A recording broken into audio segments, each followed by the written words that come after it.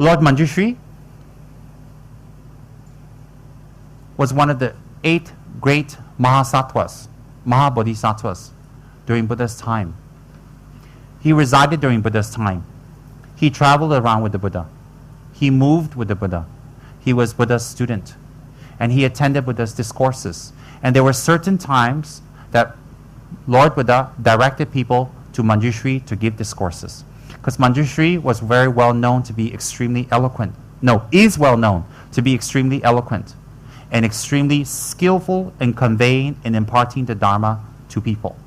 So some people had a very strong karmic connection to Manjushri. Therefore, Buddha would direct some of his students or people to go receive Dharma from Lord Manjushri. So Lord Manjushri literally means gentle speech or eloquent speech. Gentle doesn't mean he talks nice only. Gentle means from a subdued mind. His mind is completely subdued. So Lord Manjushri is a Buddha or a Bodhisattva that traveled along the entourage with Shakyamuni and that has been worshipped throughout the Buddhist world. Throughout the Buddhist world, or heard of. So therefore, today we're going to talk about Manjushri's practice in relations to ourselves, in relations to our TKL projects, and in relations to what we want to do with our center in the future. How this came about is, I had a conversation with my guru, and my guru told me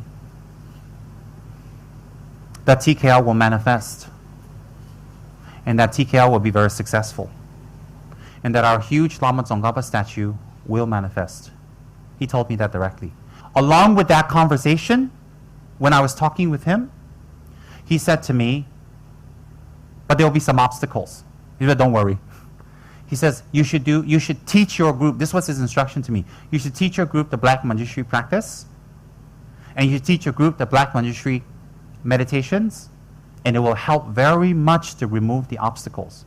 So Black Manjushri is not our practice on a daily basis. Our practice, our yidam is Lama Tsongkhapa, but it's a puja. Example, if your yidam is Lama Tsongkhapa, because people get confused, let me clear your confusion now.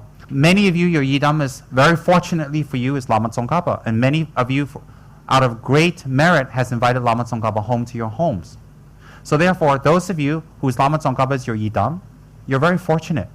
What happens is that you're saying, well, what about Manjushri? How does he fit into the picture? You see, your yidam may be Lama Tsongkhapa, but sometimes if you have a court case, you need to do Dukkha's puja. Dukkha clears court cases. Sometimes if you have a scary ghost following you around, you might need Singdongma's help. Sometimes you might have obstacles, you need to travel far and abroad, you might have obstacles or difficulties, you might have to contact, etc. So sometimes if you know someone's very sick or ill, medicine Buddha. If you wish to prolong their life, it could be White Tara. Or sometimes to pass an exam or to make our mind more focused or get our energy straight, we focus on Orange Manjushri. So therefore, there are many, many practices that are supplementary to our main practice, or pujas for a particular obstacle. So in this case right now, Lama Tsongkhapa is definitely your yidam, and you're very honored to have that, and you're very fortunate to have that, very, very fortunate. And so therefore, along with your main practice, this practice will be for making the center grow and expand and become very beneficial. For who? For everybody and ourselves. Because ultimately we benefit from that. And on a personal basis, when we do Black Manjushri's practice, our intelligence shoots up, our memory improves, and our understanding of Dharma improves. Why? Manjushri protects us by helping us to penetrate the meaning of Dharma. Then when we have the meaning of Dharma and our mind is stable from understanding the meaning, we will not engage in actions that bring harm to others and ourselves. In that way, Manjushri in his various emanations protect us. Let me repeat that for you again. Please listen sharply, because this is how a Buddha blessing comes. When we do Manjushri's practice, any of his emanations, he has many emanations, many forms. When we do Manjushri's practice, it helps us temporarily to clear obstacles in our mind or the non-clarity of our mind, so that when we read listen, or contemplate on the Dharma, understanding arises. When that understanding arises, and we work, or we operate, or we do, or we talk, or we move, or we think from that understanding, then we create less problems for others and ourselves. So when we create less problems, we become happier. Hence, we are protected from suffering or creating more suffering by the power of Manjushri. In what way? By the power from our own understanding. So we are not praying to Manjushri as a god, as a creator, as a powerful being outside of ourselves, and we ask him to do everything for us and we don't do a thing. No. The practice of Manjushri is to help us to clear our mind in order that understanding may arise in our own mind. And when that understanding arises, we ourselves operate henceforth from then on from that understanding. When we operate from that understanding, then we create less problems. When we create less problems, we have less unhappiness in our and people around us lives. So we're doing this practice for one way, for that reason. So you do not pray to a Buddhist Buddha or a Buddha or a Bodhisattva or a Buddhist deity to alleviate your problems. You pray to them and solicit and propitiate and meditate and focus in order to clear your mind to understand the Dharma. If you are going to understand the Dharma and you operate your life from understanding, then you have changed everything. Your perspective will change. Your attitude will change. Your relationships will change. Your interactions with people will change. The whole energy of your face and your body and your countenance will change completely. So hence, the way a Buddha or a Dharma protector protects us, a Dharma protector removes the obstacles so that we can have the opportunity to absorb and learn and be with the Dharma to transform our mind. The Dharma protector doesn't change or transform our mind. We transform our mind. But if we have a lot of obstacles in the way, we can't get that information to apply to transform our mind. So we propitiate a Dharma protector very strongly in order to remove the obstacles for us to receive the Dharma. Inner obstacle is sleepiness, laziness, anger, non-focus, or just plain slowness of the mind. Manjushri can help us. So Manjushri helps us. So what is Manjushri? Manjushri is not the result. Manjushri is the method. So hence, when we use Manjushri as a method, the result is clarity in understanding, clarity, intellectual perfection. When we have clarity and understanding, then we listen to the Dharma or meditate or contemplate, our whole attitude changes. Changes. Why? If you're standing in the middle of a typhoon with a tiger at your arm, an elephant about to step on you, a car in the front about to run over you, and then your guru says, hey, let me teach you the Dharma. You'll be like, what? You can't focus. There's a typhoon. You're in the middle. You're in a typhoon. You're blowing all over. And this tiger is biting off your arm. And you're like, go away, go away. And there's an elephant about to step on you. And there's a car about to run you over. And your guru appears on a lotus. Oh, I'm going to teach you patience. And you're like, how are you going to concentrate? Well, our mind is like that. Our mind is like that, always jumping and unstable. So it's like an elephant about to run us over. That's our anger. When an elephant runs us over, that's it. We're flat as a pancake. When anger comes, that's it. Everybody runs. You run, I run. We can't even stand it ourselves when anger comes. So these are like emotions around us. So hence the Dharma protectors come and they chase the elephant away. Throw a piece of meat at the tiger. The tiger goes there. Gives a new target to the driver. And prays to the weather gods. And the typhoon goes away. Everything's calm. Your mind can't concentrate, then you need Manjushri. So if the symptoms are this, your mind cannot concentrate, your mind's quite jumpy, you can't understand things easily, you cannot absorb easily. And when you're taught something, you get a completely different meaning. So when you get Manjushri, you don't become a Buddha, your mind calms down, your mind opens up, understanding comes clearer. It's very, very powerful. That's why when I teach any form of Manjushri to people, whether it's peaceful or wrathful or as a lama or as a dharma protector, when I teach any form of Manjushri to people, I teach from 100% conviction because I saw the results myself, in myself. It's not my imagination. Why is it my imagination? After retreat, I can remember things very clear. So therefore, Manjushri can bless you to make your mind very clear. No matter how smart you are, you can become smarter.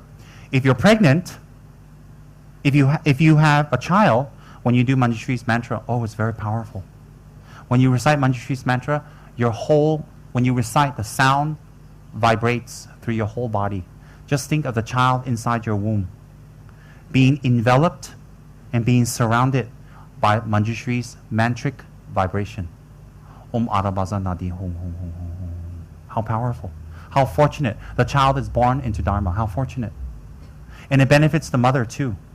Why? Because Manjushri, this form of Manjushri is a protective form. Not protector. Protective. Protective and protector is different. Protective. This form of Manjushri is a very fierce form of Manjushri. And this was used, Rinpoche mentioned, Khyentse Rinpoche mentioned before, that this form of Manjushri is used in a part of Tibet, is very popular, where they actually have zombies. That's what Rinpoche said. Rinpoche told us a story that there's a part of Tibet that they build the doors very low because zombies are not able to bend. They're I guess rigor mortis or whatever. They're not able to bend, and they kind of get up and they walk. Sometimes something takes over or they move. So this form of Manjushri is said that when you recite the mantra, the zombie literally falls. This is what Rinpoche said. I didn't witness it, but if Rinpoche says so, I believe.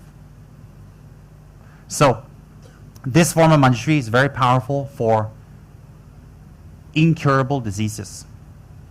Very powerful. And you know what's incredible about this form of Manjushri is that you don't go to a lama and have him bless the items you take. You bless it yourself. And that's beautiful because you can take it everywhere you go.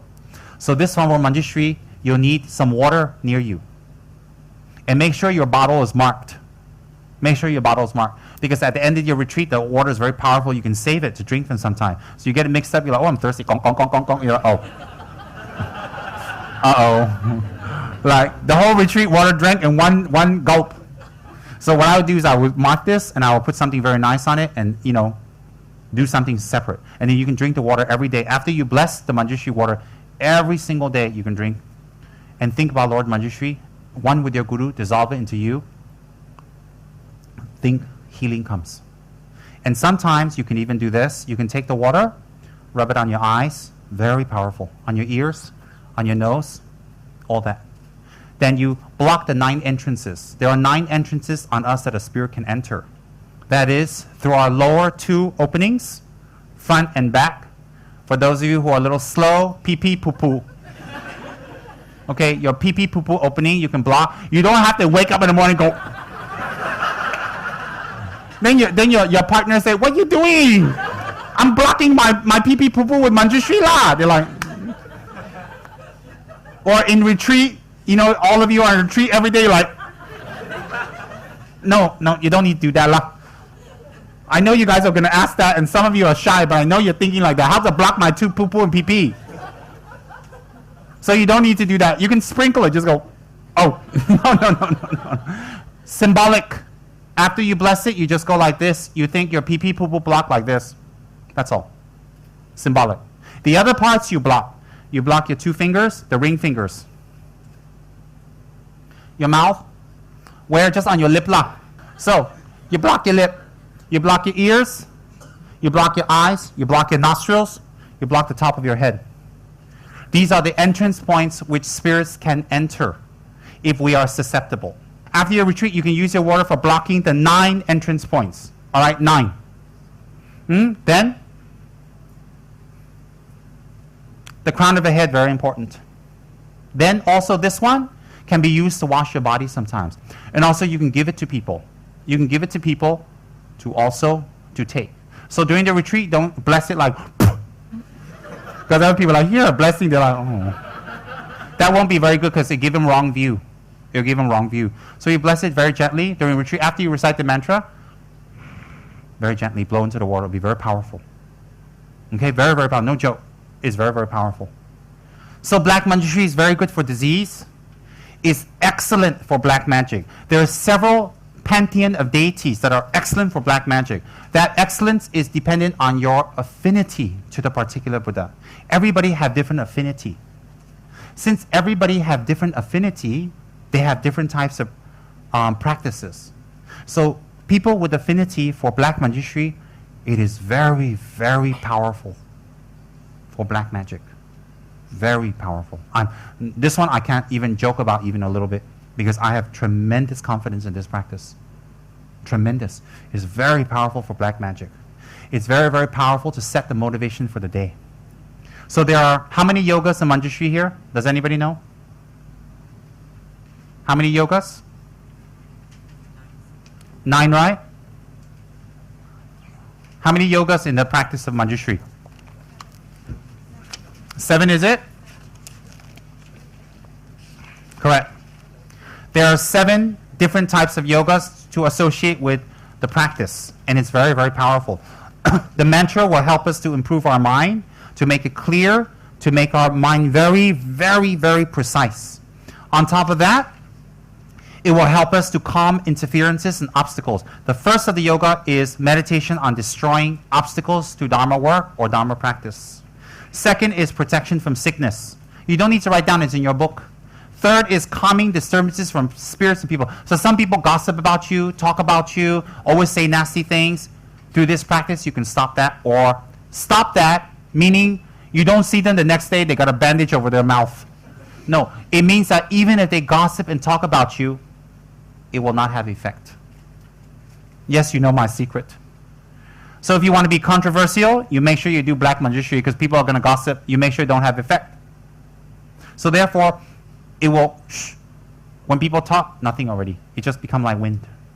The next one is suppressing interferences. There's a special body mudra I will teach you to sit in when you recite this, to press down on obstacles. Press down on things and situations that may disturb your life and your success. And this one is very powerful. I want to remind all of you, you're getting a shortcut. You're getting this practice without having to go through initiation and take vows. I made that happen because I don't want most of you to take vows yet. Hence, I always tell people, 1 Lama, 1 Dharma center, 1 practice, because I can guide you systematically. Then you won't get mixed up. If you start running to different lamas, different centers, different practices, then you get from here, get here. Later, people say to me all the time, but I didn't know. I said, I know. That's why I told you. 1 lama, 1 place, 1 practice. Very important. The next one will be healing nectars. Yoga number 5 will be healing nectars. Healing nectar will be blessing your own nectar to heal. The next one, number 6, is arthritic healing. Black Manjushri is very powerful for arthritis sufferers. So I'll teach you that in a short while. The next one, the last one, is healing nightmares. What's the big deal about nightmares? I've come across people with incessant, scary, continuous, redundant, repetitive nightmares to the point where they can't sleep. And their day life is disturbed. Their health becomes disturbed. Their rest becomes disturbed. They get a wind imbalance from lack of sleep. Their blood pressure goes up. Anyways, a lot of problems come when you don't sleep. Okay. I will explain the 7 yogas to all of you in short, sweet, beneficial terms, enough for you to do your retreat. We should take refuge, always. Take refuge is not a ceremony. Take refuge is a very personal, private, and very powerful event that happens every day. And that taking refuge is surrendering to the Buddha outside and the Buddha inside. The Buddha inside is our potential to become an enlightened being. We surrender to that. When we surrender to the Buddhas, psychologically every day, what happens is this. Negative actions we may want to do out of habit will become less. And when we are doing negative actions, subtle or gross negative actions, when someone explains those negative actions to us, we will respond very easily. You know, some people do things that are very harmful to themselves and others, and you explain and explain and explain to them, talk to them, they don't get it. They don't understand. Or you explain this much to them, they understand this little. So we have people like that who can't understand. It's not they're stupid, they just cannot understand. This practice will help very much. Very, very much. So what happens is, when we take refuge, we are surrendering to the outer Buddha, the Buddha who became a Buddha. And on the inside, we surrender to our own inner Buddha. You see, when we surrender to the inner Buddha, our actions become more positive because we're surrendering to something positive. So surrendering to a Buddha is not letting go of control of your life. It's getting control. Why? When you surrender to the outer Buddha, Shakyamuni, Tsongkhapa, Manjushri, when you surrender to the outer Buddha, you are recognizing that there is a Buddha, that Buddhahood is possible. So you are not surrendering to a God or to a deity that controls you. You are surrendering to your potential and to a being who has reached that potential. So therefore, when you surrender or take refuge to a Buddha, you are surrendering to that potential outside who have achieved that potential, a Buddha. Who has achieved that potential, a Buddha. And you're surrendering inside to the potential you have to become a Buddha. Because we're very used to putting ourselves down, having low self-esteem, not believing in ourselves, becoming depressed. That comes from believing that we're not able to do anything, not wanting to do something. So taking refuge counters that kind of attitude. Counters. It takes some time, depends how deep that attitude is. It counters that self-defeating attitude. I can't. I won't. I don't know how. I'm not able to. It counters. Why? Because Buddha says you can if you apply the effort. So when you surrender to a Buddha, Namo Buddhaya, it has that kind of depth and meaning. It's very, very powerful. Very, very powerful. Then you surrender to the Dharma every day. When you surrender to the Dharma every single day, you are surrendering to the Eightfold Path, to the Four Noble Truths, to the concept of wrong projection, and you are surrendering to a concept of there's end to suffering and end to samsara. You are surrendering to a concept of cause and effect. When you surrender to the Dharma, you stop blaming other people, or you blame other people less, and you become less angry. Anger comes that when we feel we've been wronged, or we've been slighted, or disrespected, or not given our due. So therefore, anger arises, and that anger grows in time and becomes big, and when it becomes very big, it's uncontrollable, and it creates so much suffering for ourselves and others. So when we take refuge in the Dharma, it counters that anger. Why? When we take refuge in the Dharma, we are taking refuge in taking responsibility. Cause and effect is just another beautiful phrase for responsibility. Past and present and future. That means all the nasty and ugly and unpleasant things that happen to me is a result of the causes I've created before. So me to get angry at others is illogical. So when we take refuge in the Dharma and we take refuge from our heart and surrender, anger becomes less. Acceptance grows. Acceptance grows. Acceptance of others and acceptance of ourselves. In acceptance of ourselves, then we accept others. Anger will become less. Real anger. Real anger. Manjushri is not angry, he's wrathful. Saramji was not angry. Saramji was very wrathful, not angry, because anger denotes harm. They don't have harm. So hence, when we take refuge in the Dharma, and we take surrender to the Four Noble Truths, the Eightfold Path, cause and effect, there's an end to samsara. Then we take full confidence in cause and effect, karma, karma, yingguo. When we take refuge in that, the first thing we see less is anger. Really. People want anger management, nothing better than taking refuge in the Dharma, real refuge. Because why? When you take refuge in the Dharma, you stop blaming. It's a little painful in the beginning because you have to look at yourself and face that you are the author of your own problem. You have created your own problem. So it's very, very painful to face. But doing detox, when we do drugs or alcohol or cigarettes or whatever, or criminals, rapists, all that, they have to go through detox. They put them away, or they go to a clinic, or they go to a special home. So while they're detoxing, they scream, they yell, they go through so much pain because they're wiping away all that they put in their body. It's coming out. Similarly, when we do meditations, we'll have anger, we'll have doubts, we'll have very, very disharmony, we'll have a lot of mind games that arise because you're detoxing your mind. It's coming out. So during retreats, lots of obstacles arise. Disharmony, fighting, disagreements. Small things become very big during retreats. Always in the monasteries, everywhere. Why? You're detoxing.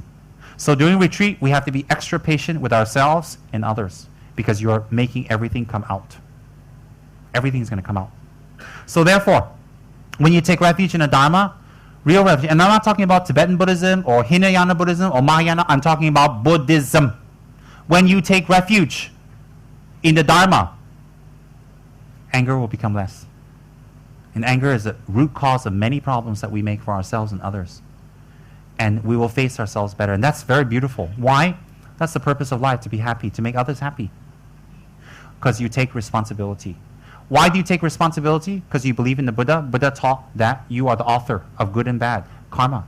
So if you take refuge in the Buddha, you have to take refuge in cause and effect. If you take refuge in cause and effect, then there is the Buddha. If you don't take refuge in cause and effect, there is no Buddha. So if you don't believe in cause and effect, you blame others, you don't believe in the Buddha. If you don't believe in the Buddha, you're not even Buddhist. If you're not Buddhist, if you do this practice, it doesn't work. It just doesn't work. So hence, it's all interconnected. Although refuge is very simple, it's extremely complex in result. So hence, if you believe in Buddha, you must believe in cause and effect. If you believe in cause and effect, you won't blame others. If you don't blame others, you take responsibility. When you take responsibility, you become less angry. When you become less angry, there's more harmony. It's very logical. No magic here. I like that word, no magic. No super, very logical. So you take refuge in the Dharma. When you take refuge in Dharma, you should think about karma and what you've done in your life that you regret and the things you've done that you don't regret and you're happy about. And rejoice and contemplate. So refuge can be a long process of meditation if we do it correctly. Now, you take refuge in a Sangha. The Sangha are not necessarily monks and nuns. The Sangha are the people who give you correct advice. The Sangha are the people who give you the correct example. The Sangha are the people who inspire you and push you to the next level. The Sangha can be yourself, because sometimes we inspire ourselves when we do something good. So Sangha specifically refers to out of samsara beings. Example, Arya beings. Arya is out of samsara. They cannot take rebirth in samsara anymore. So the representatives of the Arya beings are Sangha, or monks and nuns. They're representative. But Sangha can also be lay people who have already came out of samsara. So therefore we take refuge. So in our case, representatives of the Sangha is not so many, so we can take refuge or take confidence in people that have worked hard. Example, people who work hard for a center, who volunteer their time, that donate to the center, that give and really make everything happen. We can take refuge, not necessarily in them, but take refuge in their contribution and rejoice and to contemplate on their contribution. So in countries like this that Buddhism is pioneering, there's not really strong examples of Sangha. We can take examples of people in the center who donate a lot, their time, their skills, their love, their energy, their effort, and they work hard and they benefit others. They should inspire people who do not that. So people who do that, we can take refuge in not necessarily them, but their effort. How do we take refuge in the effort? We admire, we rejoice, and we aspire. Rejoice, admire, and aspire. Because if the hardworking lay people in the Dharma center does not work, none of this would happen. Because this was all done by people. It didn't manifest from the sky. It didn't manifest from illusion or magic. This all manifested from the effort of people, everything around. Even the chair you're sitting on is manifested from people. Even a single light bulb was put in there by someone. Even the electricity that you are enjoying and the aircon is paid by somebody. So the hard effort that other people put, that you don't put, you should admire, rejoice, and aspire to. And how, instead of criticizing people in the center or criticizing others or creating factions, we should in fact rejoice and talk beautiful things about people who do good work. Why? Because you want more people to do more good work. If you criticize people who work all the time, you might make them not work, and then one doesn't work, another doesn't work, another doesn't work, then everybody doesn't work. Then the center is finished. So hence, making factions in the center should be left outside of the center or left altogether away. In the center should be harmonious and beautiful. Why? Because everything was created from the effort. Somebody paid. Somebody stayed up late. Somebody prepared. Somebody made phone calls. Somebody cleaned up. You're saying, oh, well, I'm busy with my family. I'm busy with my life. I'm busy with my job. Everybody's busy with everything. Everybody's normal here. There's no monks in the audience. There's no nuns in the audience. Everybody's the same. But how come some people can take away time from their family and work and pressures to do Dharma work, and some don't?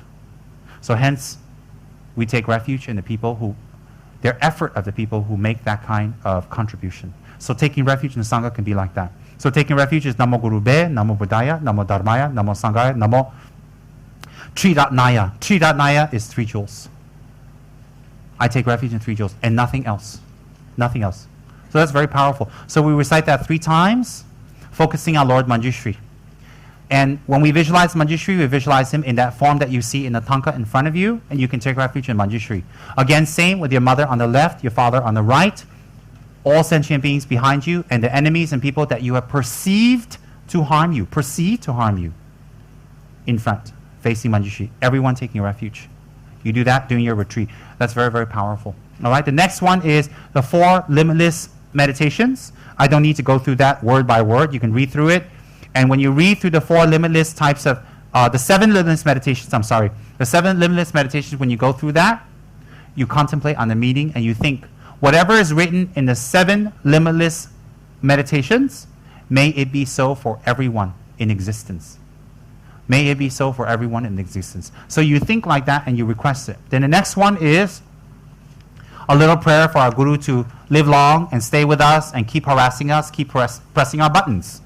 Correct. When you do your Guru's long life and mantra, you're asking him to press your buttons. Think about it. If your Gurus don't press your buttons, how are you going to change? If your Gurus don't confront your mind, how are you going to change? Your wife confronted you, you didn't listen. Your husband confronted you, you didn't listen. Your friend confronted you, don't listen. Many people confronted you, don't listen. So when you recite your Guru's long life, what do you want him to live long for? To join you for buffet every week? No. And trust me, I've had one buffet too many. But anyways, why are you praying for your Guru to live long? To go to Disneyland together? What? Wait for you to drop dead so he can do a special pull-off for you to send you to Buddha heaven? Why do you want your Guru to live long? To press your buttons. Then, after that, we do the 9-round breathing. 9-round breathing is very, very powerful. Very, very powerful. We visualize that our body is a form. This is yoga, actually. This is how all yoga practices start.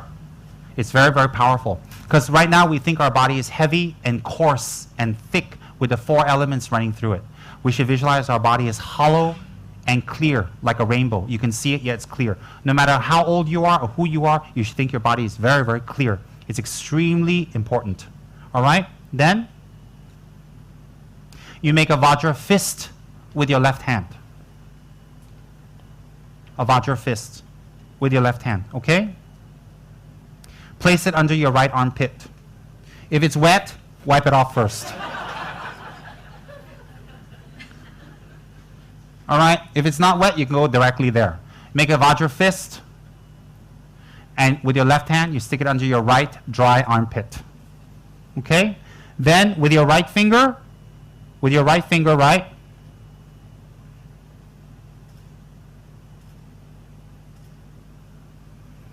You take your index finger and you cover over your middle finger.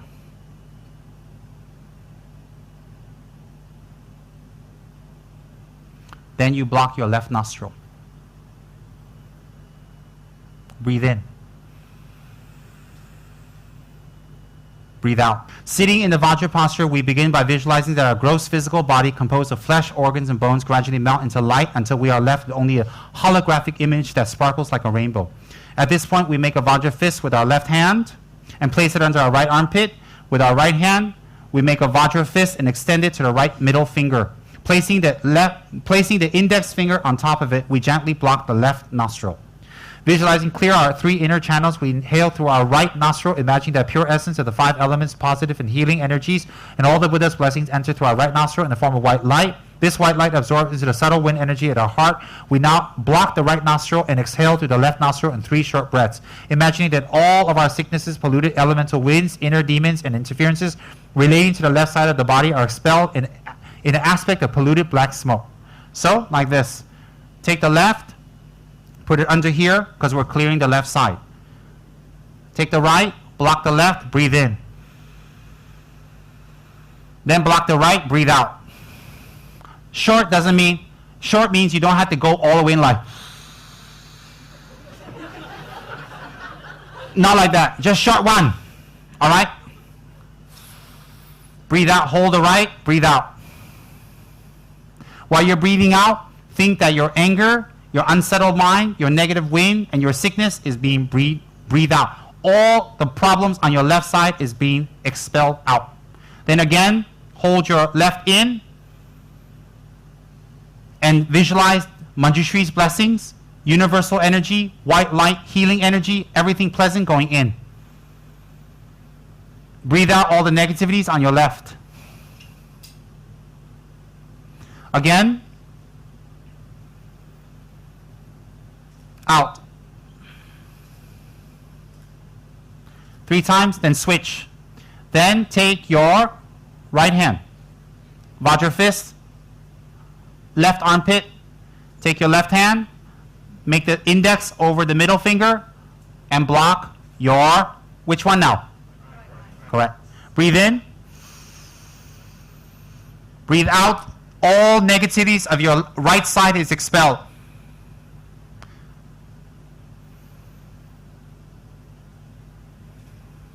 This one, no joke. If you see your hand shaking, like nervous, before a task, before you meet someone, or before some presentation, if you just do this breath, you will see your shaking reduced by at least 50% if you do it well, at least. I've experienced this myself. When I was in school, before I go for examination, I would do this. I'll be very scared. So when you do this, you calm down. It calms down your body. This is a yogic practice, to prepare you for the actual meditation. So you do that 3 times. 3. So it's 9 rounds. Then you recite the meditation on emptiness. Om benza amrita kundali hana hana humpe oma suba wa shuddha sawadama suba wa shuddho hang. Then you go next. Then you read through the generation. You don't need to do it. You just read through it and get a description of Black Manjushri's body. All right? When you read through it very simply, I'm not going to read for you because you read yourself, but you visualize Manjushri is blue and black in color. Very, very strong, very, very fierce. And his body is that of corpulence or heaviness and fatness. His lower body is very fat and very strong, showing stability, like a sumo wrestler, showing stability. His left hand is holding a Dharma text. Usually Manjushri is holding a lotus, and the lotus is open, and he's very gentle. But this Manjushri is very fierce, so he's holding a Dharma text here in his hand. Some tankas show like that, some tankas show like that, doesn't matter. The point is he's holding a Dharma text in his left hand. Then in his right hand, he's holding his usual sword on flames. Very, very strong. He has 3 bloodshot eyes looking at you. No, he didn't have any piju, but he just have red bloodshot eyes, very fierce. And he has red hair, half is tied up. And this form Manjushri is very special because usually the fierce deities don't have their hair tied up. Nothing. So this hair is tied up like a prince, half of it's down, it's red in color. He's wearing skull ornaments on his body. He's wearing fresh human heads. The fresh human heads symbolizes how our anger destroys and hurts and damages others. And then his body is blue-black in color. He's standing on a stance that his right knee is bent. Is that correct? Left knee is straight, standing on a sun disk. Okay? Wearing a tiger skin, wearing a scarf like that of a bodhisattva. That is Lord Manjushri himself. You visualize that in front of you, And then this is important. This is a little deviation from what's written here because you don't have the initiation. So the deviation is this, is that you visualize Manjushri in front of you. The letter he has his heart is Hong. From the Hong, lights emanate forth. So when you are doing the retreat, you visualize that happening with the Tanka. It's easier for you instead of in front of you. So you visualize the Tanka in front of you. From the heart, lights go out and invite the real Manjushri and real Tsongkhapa and real Vajrayogini, real Tara, real Satrap, all Kuan Yin, everyone, and dissolve into Manjushri. And Manjushri's Tanka and his body becomes very bright and very full and very real. You visualize like that. All right? That's very important. So when you're praying to Manjushri, it isn't just Manjushri. You're praying to all the enlightened beings simultaneously. Okay? Then, after you do that, you recite his essence mantra, Om Arabaza Nadi Hong, Om Arabaza Nadi Hong. So it's exactly as Om Arabaza Nadi, except you add an extra syllable. Hong, Om Arabaza Nadi Hong, 21 times. Then after you finish that, you finish the essence mantra, Om Erabaza Nadi Hong, Om Erabaza Nadi Hong, Om Erabaza Nadi Hong. After you finish that, you do the action mantra. Om Praso, Chuso, Dutaso, Dumisu, Ningola, Chokalasa, Kam, Sham, Tram, Pe, Soha, 21 times. All right? I have recorded that. You can get the recording of it from the center. You can get the recording that, listen to that for the preciseness of the mantra. There are a few traditions. Some traditions recite Om Traso, Chuso, Durtaso. Some is Om Praso, no difference. So our tradition will recite Om Praso, Chuso, Durtaso, Durmiso, Ningolacho, Kalasa, Kam, Sham, Tram, Pe, Soha. That's very, very powerful, okay? Now, after you recite that, you go to the first yoga.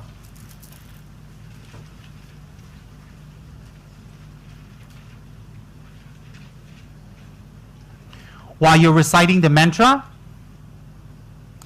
you should think that your body, that you should think that a flame is coming out from Manjushri. The flame doesn't burn or harm you. It's a flame of wisdom, burning up unhappiness and ignorance. So from Manjushri, the flame comes out to you, envelops your body, all your fears, lack of confidence, the results of your negative karma, your diseases, all that is being burned away by Lord Manjushri's flame. So you think your body is hologram, clear like a rainbow, and very bright, and Manjushri's body is filling you. So when the flame touches you, you don't feel hot, you don't need to turn on the aircon, you just feel very relaxed and very cooling and very nice. You say, how come flame can be cooling? Because it's not a flame of fire, this is a flame of wisdom. It's wisdom coming in the form of a flame. So don't think when the flame comes, you think, oh, fire extinguisher. No. Don't think like that. Just relax, all right?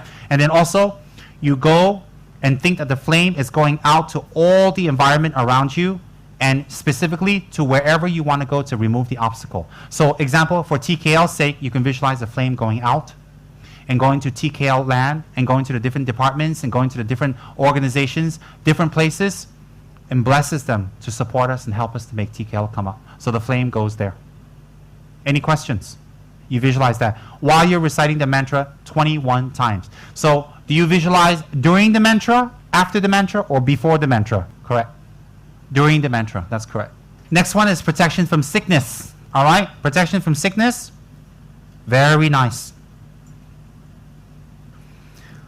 Now, after we recite the mantra Om Arabaza Nadi Hong, then we say Om Praso Chuso Dusas Dumisu Nicola Chokala Zakam Shan Drum Pepes Om Praso Chuso Dusas Dumisu Nicola Chokala Zakam Shan Drum Pepes Om Praso Chuso Dusas Dumisu Nicola Chokala Zakam Shan Drum Pepes Om Praso Chuso Dusas Dumisu Nicola Chokala Zakam Shan Drum Pepes Om Praso Chuso Dusas Dumisu Nicola Chokala Zakam Shan Drum Pepes Om Praso Chuso Dusas Dumisu Nicola Chokala Zakam Shan Drum Pepes Om Praso Chuso Dusas Dumisu Om Praso Chuso Dusas Dumisu Nicola Chokala Zakam Shan Drum Pepes Om Praso 21 times. After you do that, Om Praso Chuso Dusas Dumisu Nicola Chokala Kala za gam sham dram pe so ha. Om Praso Chuso Dusas Dumisu Nicola Kala za gam sham dram pe so ha.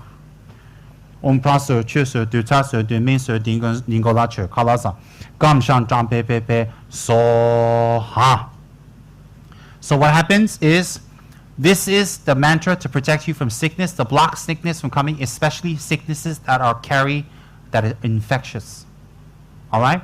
So what happens is you recite the mantra 21 times, then you blow it on your ring finger, touched by your thumb finger. This helps the chi to move. You blow it on here, and then you rub the soles of your feet gently.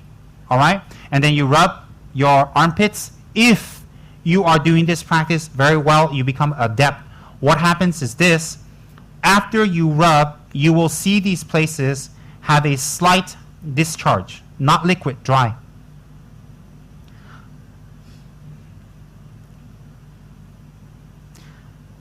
You will see some black substance come from your armpit or from your feet, just a little bit when you rub, if you see that. When you see that black substance, you're supposed to rub it immediately at the 9 places. The black substance arising from either your armpit or feet, just a little, on your fingertips, will symbolize you have accomplished this practice. You have accomplished it. So therefore, immediately you will take it and rub it again at the 2 soles of your feet, at your navel, your 2 eyes, your anus, your mouth, your 2 ears, your urethra, your nose, and your fontanella. Fontanella is here, immediately. All right? So this practice is very, very powerful. And it says in the text, even if you don't see any black substance arise, you should think that there is some black substance. You should think. So what are you doing? You're not going to a Lama healer or a Bomo Lama from Tibet to heal you. You are healing yourself. It's very, very powerful, this one. Right now, you may be healthy and fabulous and beautiful and everything. One day, your machine will shut down or slowly shut down. So before that happens, you can do something now. Very, very powerful.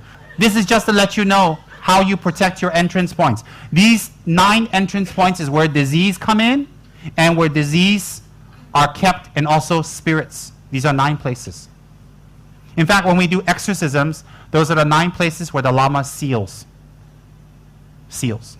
If the spirit is already in, the Lama don't seal because cannot get out already. So all day for months you sit there like...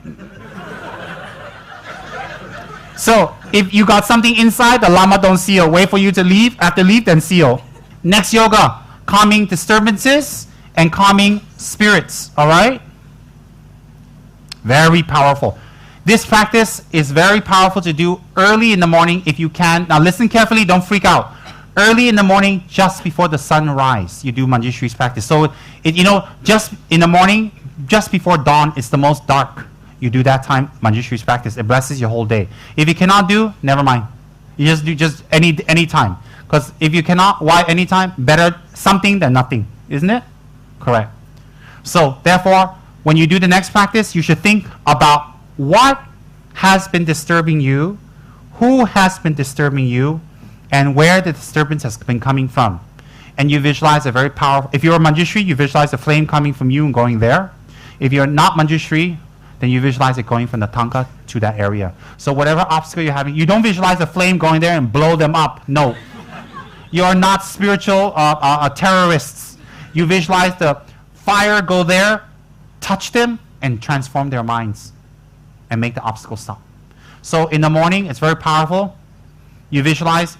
Think about Manjushri, you have faith, and to stop obstacles, all obstacles cannot come anymore. Immediately, very fierce. Fierce expression, fierce eye, fierce clicking, fierce hand clap. Then you think, this is the power of Manjushri, I dispel. Then you recite the mantra, 21 times. This one you don't simply run around telling people, and don't go around going, oh, no. Don't make tantric practice into a joke. Don't run around clapping, don't run around playing, don't go tell people, oh, we have to do like that, or no, not like that. Or go home in front of your mother, she's 100 years old, you go, she's like, she look at you like you're crazy. You go Dharma Center to teach you how to clap and click your tongue. No. Okay? Clicking your tongue and clapping is a way to invoke wrathful Manjushri's energy for that day, to stop the disturbance. It's calling him, stop it now. So you can visualize animate and inanimate things, the flames going there. Any questions? I make it a joke and I make it very light. It is very powerful. If you do it every day and continuously, you will see obstacles clear. You will see obstacles clear. Especially if you're doing jobs that are very difficult, if you're doing jobs that are very stressful, if you're doing jobs that are extremely dangerous, this is a very powerful practice.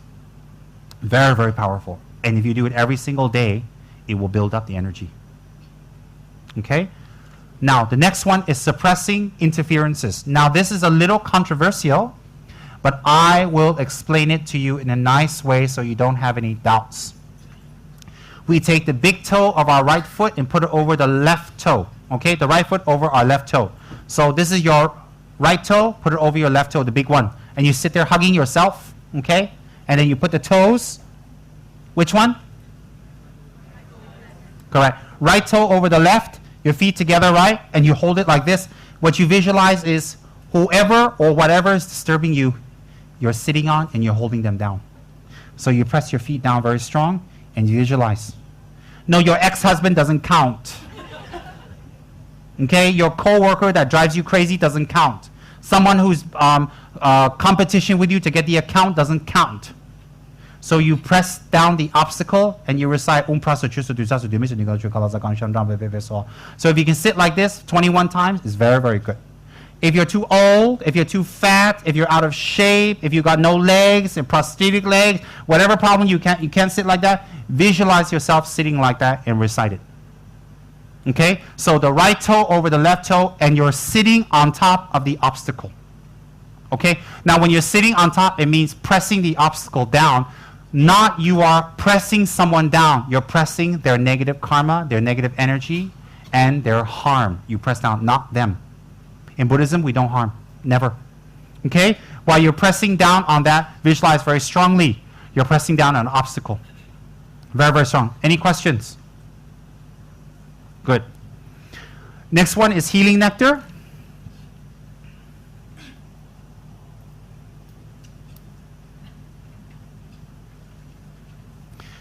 We visualize from Black Manjushri, while we recite the mantra 21 times, his healing energy coming in the form of flames again and dissolving into the water.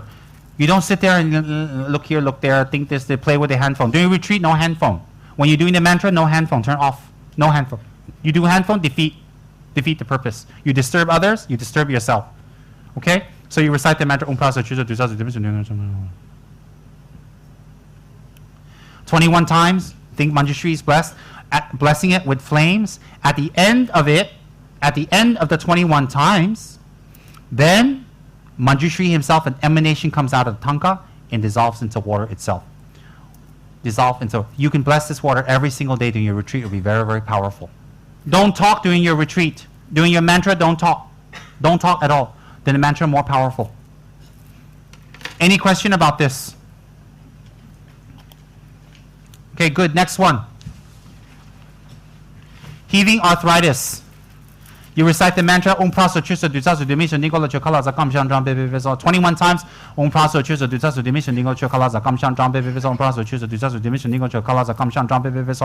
It's best to use the mala on the left hand, pulling the beads towards us. If we cannot, right hand can also. Why left hand? Because when you do the higher tantras that I'll introduce you later, we will be using our left side more. It has something to do with wisdom and developing wisdom. So if we can practice now, it'll be very good. Right side, left side. You use your mala. If you cannot, just use right or switch back and forth. Hold it at your heart level and pull the beads towards you. When you get to the big part here, you can go right over it. You don't have to turn around like that. Just go right over. All right, for some newbies here. Then you recite Then after you recite it 21 times, focus that Manjushri will bless your body and arthritis. Blow it on your mala. Your mala will be very powerful. That's why I say get a good mala. Get a strong mala. Very good. Visualize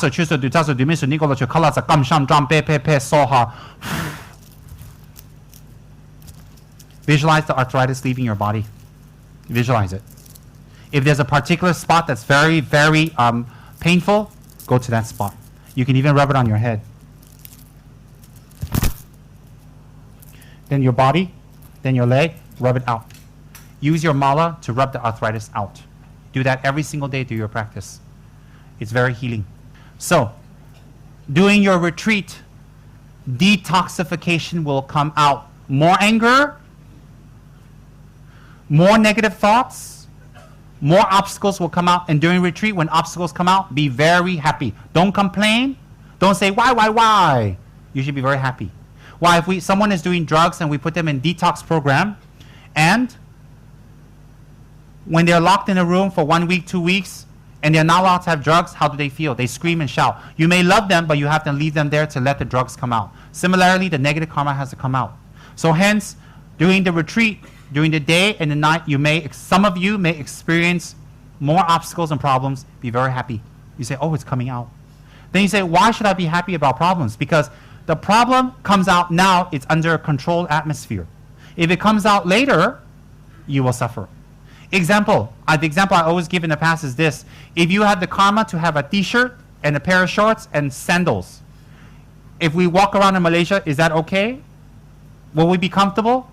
Yes. But if you're born in Alaska or in Siberia with a t-shirt and that, finished. You will freeze to death. It's the same karma what? It's the same karma to have a t-shirt and a sandal and a pair of shorts. But in Alaska, you need to have much more to keep warm. Similarly, now with your guru, with the Dharma community, with the Dharma center, and knowing of Dharma, if your problems come out, you can handle it better because you understand why. You understand why. So in fact, while you're practicing Dharma, this is very scary for people. When you're practicing Dharma, you should in fact expect, want, and pray for more problems to come, and not only yours. Pray for other people's problems to come to you and absorb it. Meaning, may all your sicknesses come to me. May all your obstacles come to me. May I have headaches. May I have problems. May I have difficulties. May I suffer, so you may not suffer. You should develop that type of thought if you're a Buddhist. With that type of thought, that's how Buddha became an enlightened being. If that type of thought scares you, that shows you the level of your mind. So if that type of thought scares you or frightens you, that is all the more reason you need to learn and study and practice and meditate on more Dharma. If that thought doesn't scare you and it's okay and it's really natural, you should be very happy. It's a sign your previous lives have practiced. Why? The real path of Buddhism is not to bring oneself happiness, it's to bring other people happiness. The purpose Buddha became a Buddha is not to liberate himself, is to liberate others. But to liberate others, he must be liberated. So hence, we must develop that type of thought, that I absorb your problems. Happily. Happily. You want their problems. You want their difficulties to manifest on you. See, in non-religious spheres, we wish no problem, and we go to temple for no problem. In the Buddhist sphere, we come to temple and pray to Tsongkhapa Manjushri for problems. You think, why? It breaks your concept of religion. Why? Because that's the wrong concept of religion. To come and pray for yourself and don't care about others. That is a wrong concept of religion. The real concept of religion, people who practice religion, never ever harm others and, in fact, wish the harm on themselves. Wish the harm. No matter what religion. Example, the great Mahatma Gandhi in India never picked up one stone or one stick or one gun to fight other people or fight colonialism. Ever. Ever. He practiced ahimsa and peace. He practiced vegetarianism and he practiced hunger strikes. He took upon the pain unto himself and showed no anger to others. And he liberated all of India and gave equal rights to his people by his practice of spirituality. Look at Mother Teresa. Same thing. So my point is what? Is real spiritualists or real religious people, no matter what religion they are, in fact, secretly wish the harm of others and problems, difficulties to come on them. And they will work and push and pursue and push their body and their mind over the limit for the sake of others. And they don't have a problem with that. Why do they not have a problem with that? Because they're not here to enjoy themselves. They're here to help you. And all of us must develop that type of quality. If the main defining quality between a Buddha and us is compassion. The main defining quality. A Buddha has unadulterated, non-agenda compassion. We don't. Our compassion is biased and based on self-return. Our compassion, our niceness is based on getting something back. That's why often you hear people in Dharma Center, oh, I did this, I volunteered this, oh, they didn't show me respect, they didn't thank me, they didn't do this for me, I'm going off, bye-bye. No, wrong practice. The real spiritual practice is wishing for more suffering, wishing for more problems to manifest now to clear. To clear. If you go to a drug rehab program, you'll wish yourself to detox completely. You don't say, oh, after I leave detox, I go out and I go experience all detoxification. Well, when you go back onto the streets and everybody's pushing drugs and pushing alcohol and pushing all kinds of intoxicants onto you and you say you want to detox, you cannot. You'll take it again. You'll ruin yourself. A gambler doesn't detox from gambling by hanging out in Genting. What do you think? Get a job in Genting, hang out there. I'm detoxing. No. He goes to a program first. She goes to a program first. Away. So similarly, when we're doing Manjushri's practice, when we're doing Manjushri's retreat, or when we're doing any retreat, expect more obstacles and be very happy. Never complain. Why? If you complain, you create more obstacle. Why should you not complain? Because when the obstacle and problem come out, you're experiencing it, then it's gone. Why? Why should you experience it now? Because you're in a controlled environment where you have support. And if it comes out now, it doesn't multiply. It doesn't multiply. It gets smaller. So it's better to experience the problems now. That's why real bodhisattvas, real practitioners, real Buddhists are not afraid of problems. They may express fear, but they go through it. They go for it, no problem. Willingly, for others. For others. Why did Jesus Christ die on the cross? Whether people follow that now or not, never mind. Why did he die on the cross? In his visualization, he absorbed the sufferings of others. He happily took the sufferings of others. And that by his suffering, may others never suffer. Well, that didn't work, because we're still suffering. But his mind generation shows you he's not an ordinary person. His mind level and the fact that he can think like that shows you he's not an ordinary person. And therefore we take respect, we take refuge in Jesus, no problem. No problem. Because he has that type of special mind generation. So therefore, but him dying on the cross, we're still suffering. We're even more now, more people. He didn't take away anything. But that mind generation is very important. Similarly with us, we can't take away other people's problem. Actually speaking, we cannot. It contradicts what Buddha has taught. But the wish to take away their problems is what we're trying to generate. The wish. The motivation to take away their problems. We want to take away their problems is the real meaning of this prayer. So therefore, let me add this. During your retreat, you may have obstacles. So when you're in the center, you're doing whatever, you have people to support you and take care of you. But at night, you're alone, most of us. So what we do is during retreat at night, we visualize Manjushri at our bedpost. So where we're going to lay down to sleep, where our pillow is, you visualize Manjushri standing there. How big, up to you. You want it big as a house, big as a house, big as a mountain, big as a mountain. You want it small, up to you. Because whatever size Manjushri is, the power is the same. Okay, Manjushri is not like a diamond. The bigger it is, the better. No. Some ladies want bigger diamonds from their boyfriends because it shows you that they got more value. Manjushri is not like a diamond. Small, big, no matter. The power is the same. So you visualize Manjushri standing behind you in his ferocious form, protecting you and watching you during the night. Very important. You say, hey, what power does that have? Plenty of power. If you visualize Manjushri there, disturbances and interference has less chance to no chance to get to you during your retreat. And during retreat, it's a very sensitive period. When we do bigger initiation, when we get actual initiations, we're giving protection to put under our bed and pillows during initiation so nothing disturbs us, so that we can receive the initiation. Oh yes. Because why? Doing these practices pushes you to a next level. Your negative karma and obstacles don't want you to reach the next level, so it pushes you away. People who run away, who quit, who don't finish what they promise, it's their negative karma coming up all the time and winning.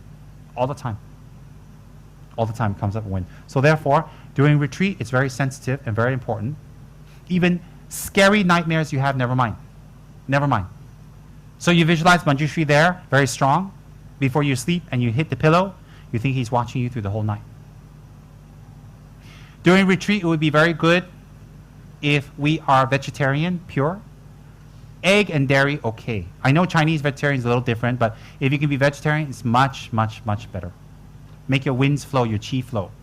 What's the big deal? You don't eat dead animals for 1-2 weeks, no big deal what? You've been eating your whole life. That's why you're smelly. So no dead animals for 2 weeks, okay. Wonderful. And dedicate that to your mother, to your father. So during your retreat, you should be vegetarian. You should refrain from alcohol. Those of you who are addicted to ciggy buds, cigarettes, if you can cut it or reduce it, wonderful. If you can't, do the best you can. Because, you know, it's going to be a little hard. Think about like, how? Then, Vajra fist under your right sweaty armpit, and then, what?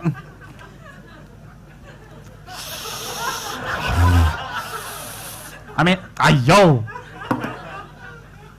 So if you can cut out the ciggy butts, it's very nice. If you cannot, reduce it. Why? It's about your health. It's about your health. If you're visualizing diseases coming out and you breathe in the cancer stick, how? Disease out, cancer in. How? Doesn't make sense, right? So smoking cigarette is not really bad karma. It's not really bad karma. But it is if you don't care about your body because you have only one chance to practice. So reduce. If you can't reduce, okay, never mind. So try to smoke somewhere away, because we don't want people, oh, we're going to go Manjushri retreat downstairs, everybody offering incense. What kind of Dharma center is that? Try to reduce.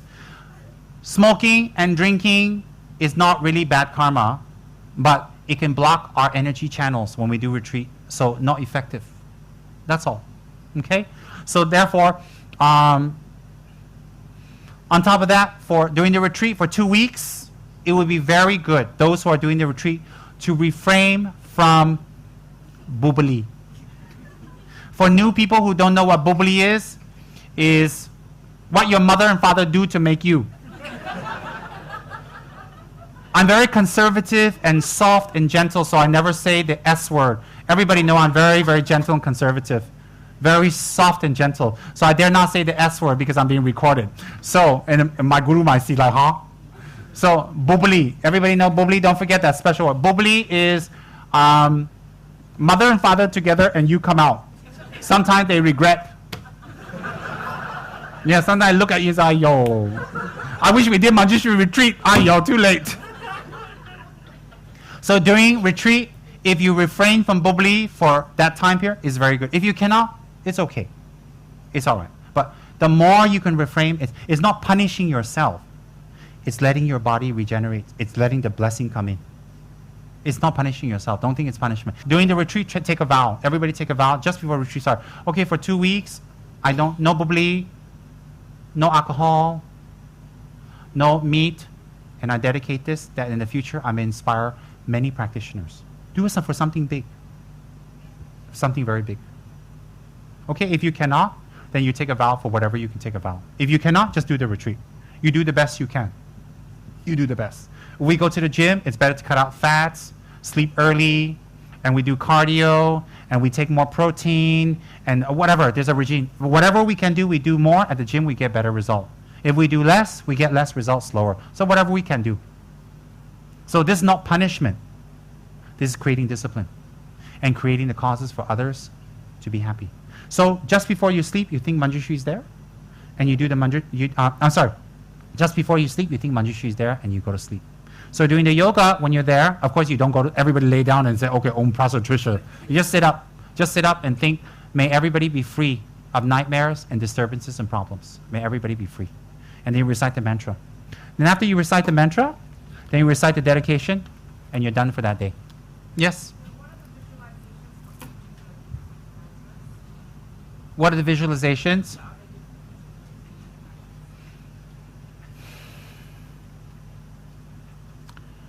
Each of the mantras you can visualize the 2 purposes being fulfilled, which is Deni Cheba, which is the two purposes being fulfilled is this. From Manjushri's heart at the Tanka, you visualize lights going out and making tremendous vast offerings on behalf of all of us to the Buddhas. So when we make offerings, what's the main objective? Annette? We make offerings to Buddha, what we want. One word. That's it. When we make offerings to the Buddhas, we want merit. When we have merit, it's like have a lot of money in the bank, we do what we want. So when we collect a lot of merit, we can do a lot of spiritual work successful. Okay? A lot of spiritual work. So therefore, we want to make a lot of merits. Can we fill up this room with 10,000 bowls? Can we? Not really, because then there's no place for us to sit. But we can visualize thousands and thousands of offerings being offered to the Buddhas through our meditation. So while we're doing the mantra, very good question. Om Arabaza Nadi Hong, Om Erabaza Nadi Hong, Om Prasa Chusa Dutasa Dumisu Nigo Chukala Sakam Sham Champa Pepe Soha. When we're reciting those 3 mantras, we visualize from Manjushri's heart on our behalf, many lights going out, multicolor lights, the 5 different colors going out. White, red, blue, yellow, and green. The 5 colors going out. At the end of the 5 colors, we visualize the offerings. Okay, at the end of each light. Maybe a big gold, a lot of diamonds, maybe beautiful drinks, food, buffets, everything wonderful. The sensory offerings, candles, lights, billions and trillions and zillions going out offering to the Buddhas constantly. And we see that offerings going in front of the Buddhas, just like here, and the Buddhas are very pleased. Then the lights come back, dissolve back into Manjushri, the lights go out again, make offerings. And then visualize the offerings becoming more and more extensive. More. On one focus on the extensiveness of it. Now what's very important is this, is that There's two purposes to be fulfilled. One is when you make offerings to Manjushri by visualizing, you collect merit. Second is you're making your mind to focus and keep your monkey mind from jumping. Why? In the southern Buddhist tradition, which is very beautiful, in Cambodia, and Thailand, and Burma, and Laos, all these countries, the southern form of Buddhism, they have Vipassana meditation. In Tibetan Buddhism, we also have Vipassana meditation, no difference because it's taught by the Buddha, but they focus on the breath. Tibetans focus on the breath and or an object. Excuse me. When you focus on the breath, it's not the breath that you're worried about, it's your mind not jumping here and there. So during this retreat, try to make your mind not jump. Don't think about your friend, don't think about work, don't think about responsibility. Focus on the visualization. And the visualization is very good because it's not just the breath, because the breath can be slightly, no offense, boring for some of you. If you visualize moving objects and objects, it's very helpful. Why? Because the point of the visualization to develop concentration is either using the breath in Vipassana, the breath passing through your nose in and out and touching this area and you feel it. And then when you go deeper, you can stay longer. When you stay longer, you get meditational experiences. One of the first meditational experiences that these people experience is seeing lights. Seeing lights immediately. That's nothing. So what Buddha says, we shouldn't get caught up on the lights or the benefits. We should get focused on the result. And the focus on meditation, on concentration, is to make our mind stop jumping. It'll make our mind firm and straight and confirmed and stable. So when we do this mantra, Om Arabhasanadi, is very powerful because we force our mind to visualize the making the offerings to the Buddhas, and we keep our mind on visualization. So when we keep our mind on visualization, what's the result? There is you're training your mind to stay still. But you say, but the object is moving. It's not the object moving, it's your mind staying on the object. If your mind is able to stay on the object, your mind is staying still. It's not the object staying still or the object moving. Object stay still or move is not the point. It's your mind staying on the moving or non-moving object, whether it's the breath or offering. Everybody understand? So therefore, during this practice, you can develop making your mind stay stable. If you have concentration and your mind can stay stable and firm, everything in your life becomes better. Your work becomes better. When you read, when you focus, when you go for meetings, when you go listen to other people. A lot of people have problems listening. They don't hear what you're saying. They don't hear what people are telling them. And they create a lot of misunderstanding. Why? Because they don't listen to people. Why don't they listen? Their mind is jumping. Or their focus is very short-lived. This meditation is designed to make your focus of attention firm and strong and long. So if you do this every day, you will listen to what people say. Then you know what happens? You will never say to people, but I don't understand. Never. People who repeatedly say they don't understand is they didn't listen. Or they don't want to listen. So if they always say that, this meditation is very powerful. I'm not criticizing people. I'm saying that everybody has their own special problems, their own special setbacks and obstacles. And meditation is designed to overcome that.